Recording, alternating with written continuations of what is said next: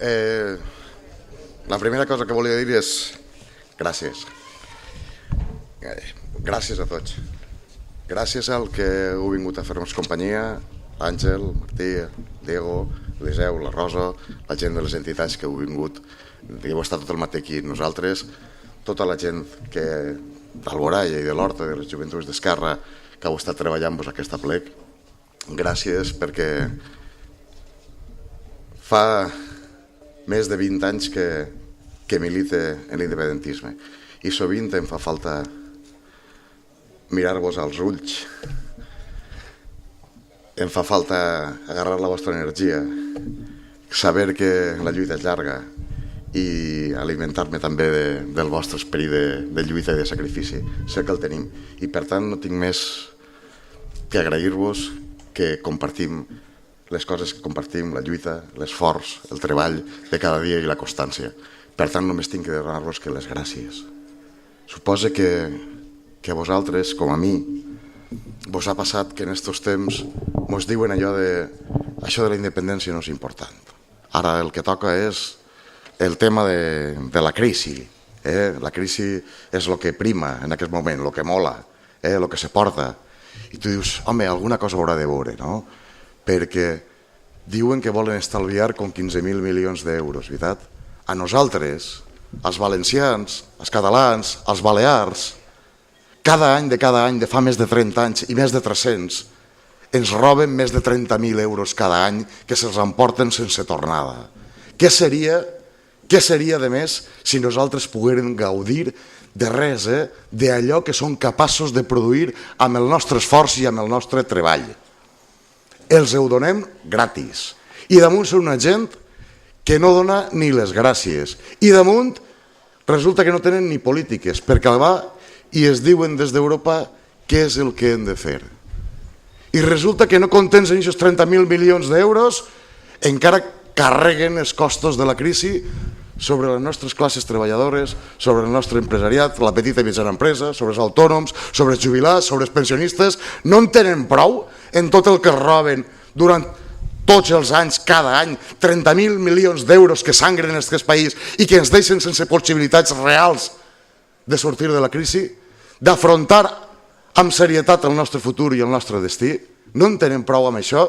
Damunt són inútils. Com que no hem de parlar?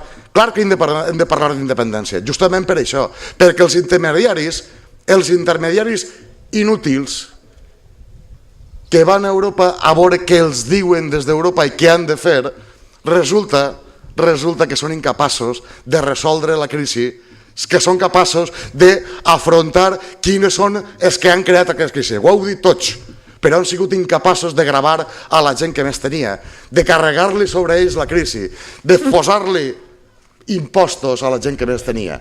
Han de carregar-ho sobre la gent més pobra, sobre la gent treballadora, sobre la gent emprenedora, sobre les nostres empreses, sobre els nostres autònoms, sobre la gent que se busca la vida, que s'esforça i que treballa per tindre un futur millor. Sobre aquesta gent han carregat la crisi. I no contents amb això, aquells intermediaris inútils, resulta que encara diuen que és...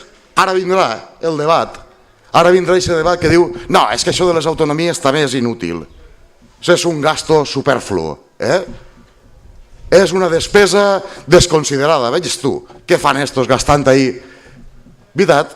I per tant, allò que toca per aprimar la crisi és carregar sobre les classes populars la crisi, però a més, anar recentralitzant tot l'Estat. I per tant, això de les autonomies, si tenia un poc de marge de llibertat, si tenia un poc de marge de moviment, això també toca retallar-ho, perquè resulta que és el culpable indirecte, les classes treballadores, més el poquet de marge de llibertat que hem pogut tindre, el que s'ha de retallar.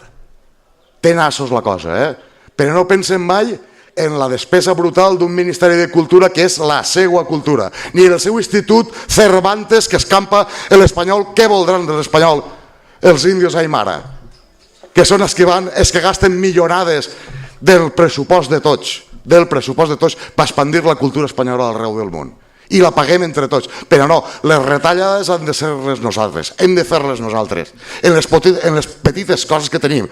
Què passaria si el Ministeri de Cultura o el Ministeri de Vivenda desaparegueren? Pues que estalviarien 5.000 milions d'euros. Mira, ja en tenen una tercera part del deute total.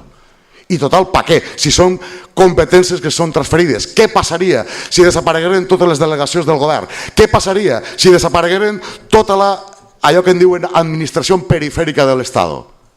Que és una duplicitat. No és l'Estat de les autonomies, però les autonomies ja són Estat. Per què hi ha que duplicar a una conselleria d'Indústria, un apartat del Ministeri d'Indústria, que se ho estalvien per ahir, però no ho faran? Perquè això és la seva model de dominació. L'espoliació, la xucladora, la sangonera que ens serveix per nosaltres. Esta és la gent que ens carrega a sobre de la nostra gent més pobra, a la nostra gent més desvalguda, es carrega la crisi i, a més, sobre el nostre projecte de llibertat. I diuen que no té res que veure l'independentisme en la crisi. Clar que té que veure.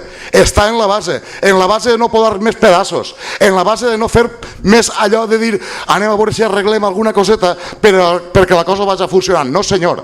És el moment de reformes estructurals, és el moment de polítiques valentes, és el moment de polítiques decidides, és el moment de plantar-los cara d'una punyetera vegada i dir que ja ens han robat prou i que justament la base de sortida de la crisi és exactament ixa, començar a decidir quin és el nostre futur. I la independència no ho arreglarà tot, però deixarà en les nostres mans decidir com arreglen les coses.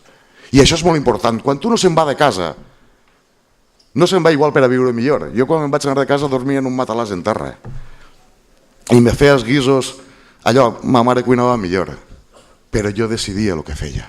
I això és el preu que volem. I això és la decisió que estem prenent. I això és la que volem prendre, la que volem que ens deixen prendre.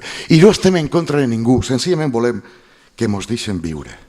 És en aquests moments no